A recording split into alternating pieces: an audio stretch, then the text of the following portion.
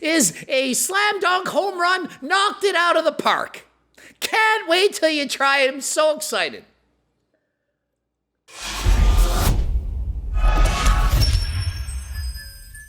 Coach Greg, and today we're going to focus on how to build muscle, or more specifically, what not to do when you're trying to build muscle. Oftentimes, what you don't do is just as important as what you do in your attempts to build muscle. So we're going to focus on what to avoid to build muscle to give you the most gains. We're going over 8 tips in no particular order. Avoid showing off in the gym. Yeah, I get it. You're with your friends in the gym. You want to show off. You want to impress your buddies. But listen, is it worth going for that 1 rep max on the bench press and tearing your pec? It's not worth it. This is ego lifting. It is not worth it unless you're a strongman or powerlifter. Why are you going for 1 rep max, especially if it's more weight than you can handle? Save that kind of lifting for the powerlifters. You do not need to go for 1 rep max to build muscle.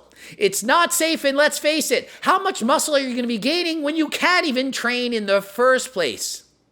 Moderately heavy weights for more repetitions is not only safer, but it's going to give you the time under tension you need to build muscle. And tip number 2, don't go to bed at midnight and wake up at 3 to do push-ups. In all seriousness, don't cut down on your sleep to get in your workouts. It doesn't make sense. You need to get enough sleep to properly recover. So please, get as much sleep as you need, and that's going to vary. Some people, maybe you get away with 5 hours. Others, it's 6. Others, it's 9. It depends. What truly is important is that you get enough sleep for you. You could try over-the-counter sleeping aids like melatonin, or if it's legal in your country, you might want to try cannabis. But if you have insomnia and it's a problem, please go see your doctor and talk with your doctor over what kind of prescription sleeping medication you may or may not need. Tip number 3, avoid HIIT cardio or any hard cardio. That's right, HIIT cardio, avoid it. Oh, Coach Greg, you're wrong. It's got an afterburn. Doesn't matter what it's burning if you're burnt out from doing it. If you do really hard cardio or extended bouts of cardio, it will affect muscle growth. But Coach Greg, you're riding bicycles. You're a hypocrite. I choose to do hard cardio knowing it is affecting my muscle gains. I was 189 pounds this morning. It's not as big as I used to be. Yeah, I'm only on 100 milligrams of HRT a week, but I would in fact have more muscle if I wasn't racing bicycles. I accept this. Editor Steve, he stopped lifting weights to bike ride. Way faster than Coach Greg. He can beat me by 5 minutes in an hour race.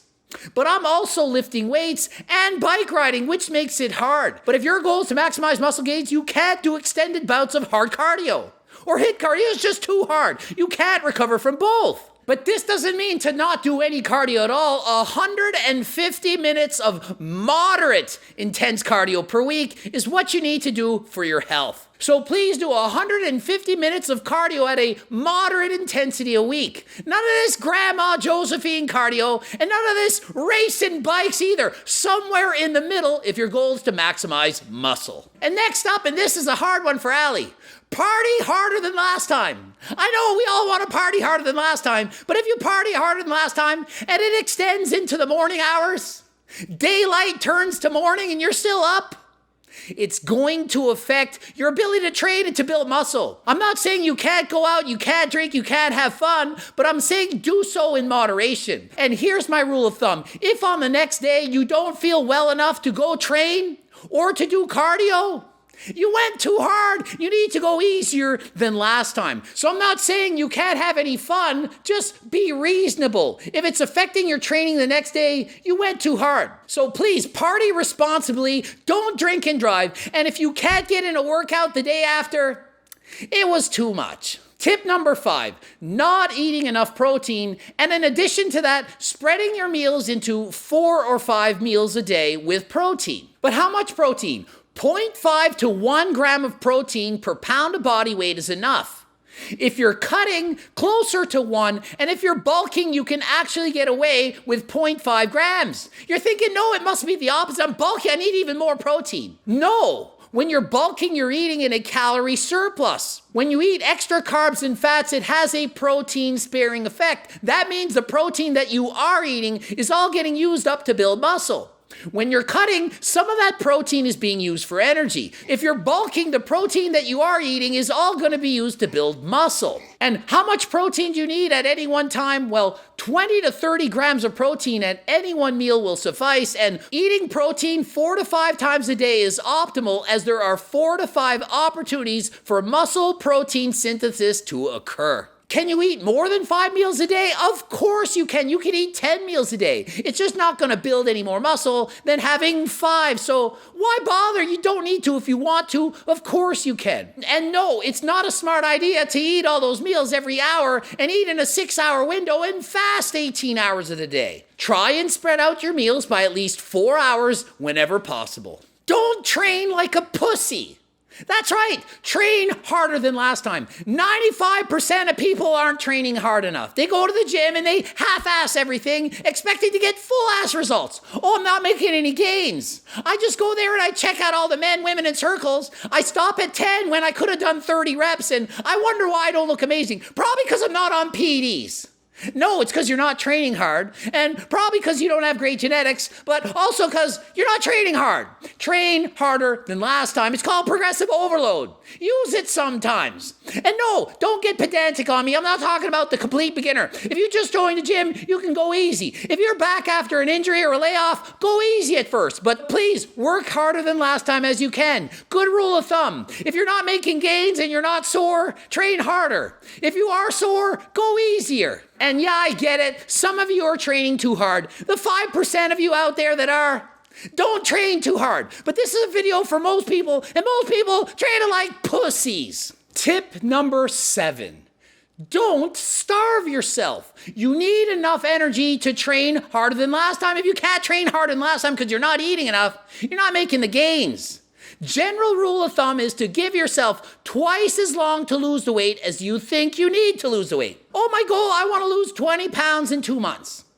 Double that. You're going to lose 20 pounds in 4 months. I got 100 pounds to lose. I want to do that by summer in 6 months. No, you got a year. Double the time frame. Most people can handle losing 1% of their body weight when they start a diet. If you weigh 200 pounds, you can lose 2. But as you continue to lose weight, it gets harder and harder to eat in that deficit. So as you lose weight, try losing it slower, 0.5%. If you weigh 200 pounds, 1 pound a week is plenty. You will get to your goal eventually. And doing so in the easiest way possible, with the smallest deficit possible, is the most likely way to lose the weight and keep it off. 95% of diets fail. Don't be part of the 95%. Lose the weight slower once and for all. And listen, get my freaking cookbook. You know it's going to help. This wasn't an ad for a cookbook, but please, it's going to make your life easier than last time. And tip number 8, I learned this one the hard way. Oh, I'm suffering for it now. Trust me, I'm not having fun. Don't avoid stretching. For all too long, I didn't stretch out my shoulders. Just kept bench pressing, trying to set world records.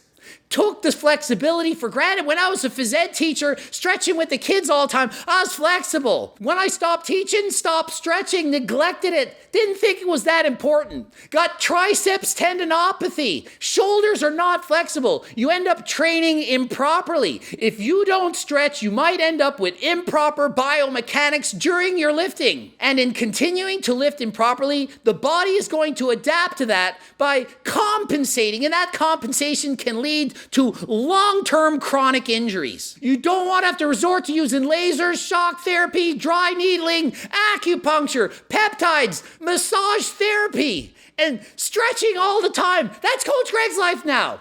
It's not fun. So please be proactive when you're young. Stretch harder than last time to save your joints for when you get older. And I finally have the final pre-workouts, and it's a doozy. This tastes absolutely ridiculous. So good. So good. And the grape? Finally got it right. Do you know how many times I have to keep making this over and over again to get it right?